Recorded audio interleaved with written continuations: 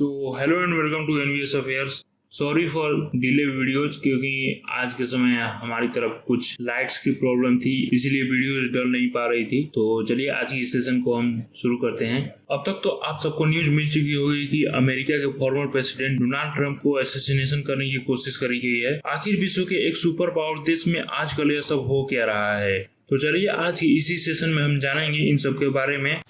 तो Donald Trump USA के 45th president जिनका असैसिनेशन करने की कोशिश करी गई है। आप इन न्यूज आर्टिकल्स में देख सकते हैं, former president Donald Trump narrowly escapes assassination attempt, और भी यहाँ पर न्यूज आर्टिकल्स हैं, आप देख सकते हैं। देखो, जब ट्रंप पेंसिल्वेनिया एक यूएस का स्टेट है, वहां पर अपने रैली में एक स्पीच दे रहे थे, तभी यह सब इंसिडेंट्स हुए। आप यहाँ इस वीडियोज में देख सकते हैं और गोली चलने की भी आवाज भी सुन सकते हैं। जैसे ही ट्रंप को गोली लगती है, वैसे ही अमेरिकी सीक्रेट सर्विस वाले ट्रंप को घेर लेते हैं। और यहाँ पर एक अजीब सी बात मुझे दिखी कि ट्रंप के जो सीक्रेट सर्विस वाले थे उनमें से बहुत सारे छुपने की कोशिश भी कर रहे थे, बचाने की कोशिश कम कर रहे थे। खैर कोई नहीं, जैसे हमारे यहाँ पीएम को एसपीजी गार्ड करती है, वैसे ही अमेरिका में प्रोमिनेंट लोगों को सीक्रेट सर्विस सुरक्षा देती है। खैर गोली लगने के बाद भी ट्रंप विक्ट्री का इशारा किया अपने समर्थकों के लिए। हालांकि ट्रंप इसमें बाल बच गए, नहीं तो बहुत बड़ी ही अनहोनी हो जाती, क्योंकि जो गोली थी उनकी कान को छूकर निकली है। अगर वह गोली उनके सिर में लग जाती तो वो वहां से उठ भी नहीं पाते। इस अटैक में जो अटैकर था उसके हाथ में AR-15 स्नाइपर राइफल थी। आप इस मैप में देख सकते हैं, यहाँ पर जो गनमैन है और वहां पर ट्रंप की स्टेज है जहां पर आप देख सकते हैं, और उनके पीछे सीक्रेट सर्विस स्नाइपर्स थे। और आपके एक मन में सवाल आएगा कि ऐसे प्रोमिनेंट लोगों के लिए सिक्योरिटी में इतनी बड़ी लैब्स कैसे हो सकती है? तो क्या जो इनके पीछे सीक्रेट सर्विस जो स्नाइपर शूटर्स थे, क्या वे लोग इस गनमैन को देख नहीं पाए? तो देखिए, यहाँ पर तो गनमैन को उन्होंने देख लिया था, लेकिन उन्होंने उसको मारा नहीं जब तक से वो गोली नहीं चलाया। उसके बाद उसको मार दिया गया, यहाँ पर आप देख सकते हैं। खैर जो गनमैन था यानी जो शूटर्स था, उसका नाम था थॉमस मैथ्यू क्रू, जो अभी इसकी एज करीब 20 साल ही थी, जो अभी हाल ही में ग्रेजुएट हुआ है। यहाँ इसकी पिक्चर आप देख सकते हैं। तो आप कहेंगे कि उसके पास गन कहाँ से आया? तो देखो, यूएस में गन से रिलेटेड लॉ जो है वह इंडिया से अलग है। यूएस में गन कल्चर का भी सिस्टम है। आपको वहाँ पर सुपर मार्केट्स जैसे वॉलमार्ट्स में वेरियस टाइप्स की गन मिल जाएंगी, जैसे कि आर्मी यूज करती है वैसे ही मिल जाएंगी। आप यहाँ पर देख सकते हैं कि इस न्यूज आर्टिकल्स में यूएस में कितनी आसानी से गन मिल जाती है। वहाँ पर गन्स की प्राइस $150 यानी इंडियन करेंसी में 11,400 रुपए की प्राइस रेंज से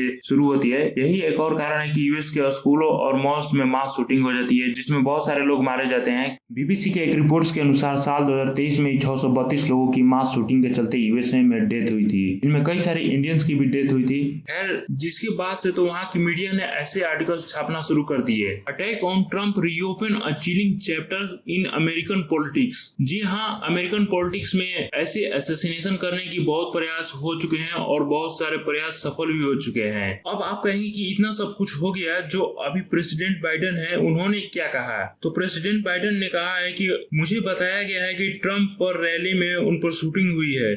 मुझे खुशी है कि वह सेफ है और मैं सीक्रेट सर्विस को धन्यवाद देता हूं कि उन्होंने उनकी जान बचाई। यूएसए में इस तरह के वायलेंस की कोई जगह नहीं है। वर्ल्ड लीडर्स ने भी ट्रंप पर हुए इस अटैक को कंडेम किया। हमारे पीएम मोदी ने भी एक्स पर कहा है कि deeply concerned by the attack on my friend, violence has no place in politics and democracy. USA में प्रेसिडेंट के असैसिनेशन की यह पहली घटना नहीं है। यहाँ आप देख सकते हैं कि यूएस की हिस्ट्री में 4 प्रोमिनेंट प्रेसिडेंट जिनका असैसिनेशन हो चुका है, और कई के असैसिनेशन सफल भी हो चुके हैं, जिसमें अब्राहम लिंकन को 1865 में और जेम्स गैरफील्ड को 1881, विलियम को 1901 में और जॉन एफ कैनेडी को तो 1963 में असैसिनेट कर दिया गया था। इसमें और भी सारे प्रोमिनेंट प्रेसिडेंट जिसका असैसिनेशन करने की कोशिश की गई थी पर हुआ नहीं, और अब ये डोनाल्ड ट्रंप पर हुआ है। यूएसए में आज के समय सिचुएशन पॉलिटिक्स को लेकर बहुत खराब हो चुकी है। वहाँ के लोग 2 भागों में बढ़ चुके हैं, आधे में रिपब्लिकन और आधे डेमोक्रेट्स को।